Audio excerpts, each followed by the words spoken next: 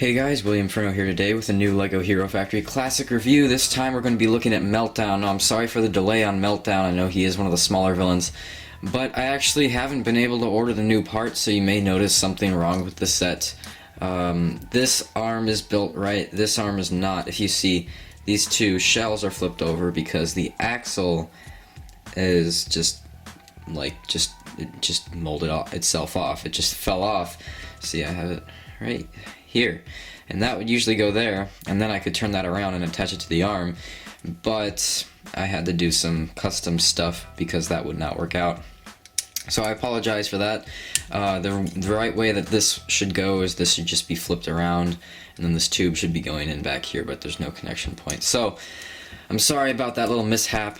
I'm not able to order a new part at the moment. I'm just saving up for other stuff, and I don't really think this is a need right now. But I definitely will, because I don't like having broken parts on old sets. So, just quickly taking a look at the box. This is my first Hero Factory set, so there are no instructions, and I thought it was cool back then to cut the box. This is where his stats were, and I cut that off, and I put this guy on my shelf, and I put the stats right at his feet so people could see it. I don't know where that part is, but it's gone, and now the box has a huge hole in it, which kind of sucks. So now he's going against Stringer and yada yada yada. You got it from the makers of Bionicle. We don't need to go over the box too much. Getting on to the actual set though, Meltdown again was my first Hero Factory set. So a couple of his joints are actually cracked. This ankle joint down here is cracked because it's so old, and I think a couple of these joints are also cracked, and then of course this piece broke off. So it's kind of a fun fact. I just went to a Target and Hero Factories were in there, and I was like, huh, well, I might as well try one out. So I got Meltdown, and then I was hooked. So, he has pretty standard articulation. He does have elbows, but they're not really elbows because they're kind of weird, so that's kind of how they move. He's kind of a weird one. I remember really liking him because of his one eye. He looked like a Cyclops, and I really like this head mold.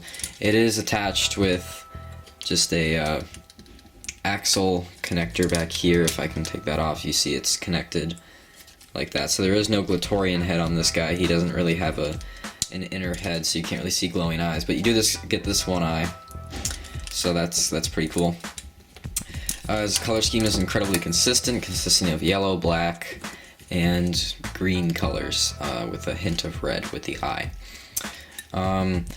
So I guess the pros so far have been articulation and color scheme. His function is very standard. Just now, because of this piece being flipped over, it's kind of harder to grip this. So I'll just do that. So basically all the villains have that except for Von Nebula.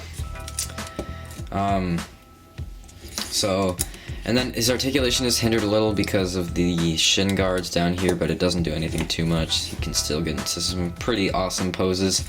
He has his whip thing here. This whip can be bent if it's put in like a position like this for a really long time. It will actually mold into that position, but you can always fold it back. So it's kind of a meldable, you can kind of meld your own like style for this piece.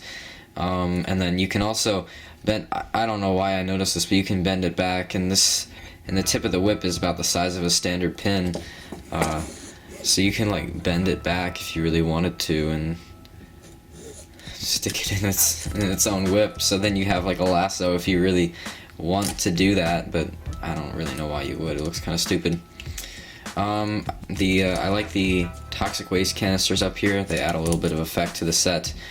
On the con side, this was made with Glatorian parts, so obviously the joints are going to crack. He doesn't have a lot of armoring at all, really. He has like, no, he doesn't have a lot of armoring at all. He doesn't even have really any on his chest or on his back at all. So he's very skinny.